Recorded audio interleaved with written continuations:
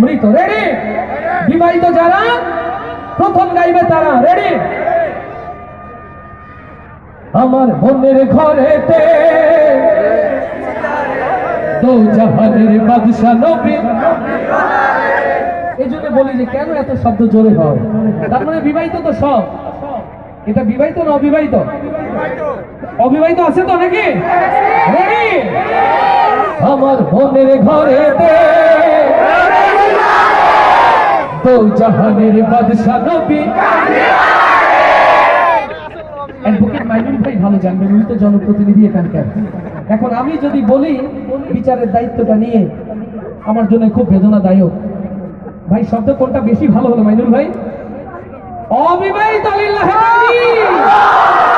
আগামীতে এই জাতির নেতৃত্ব তরুণ যুবকদের হাতে, সেটা কি বোঝা যায়?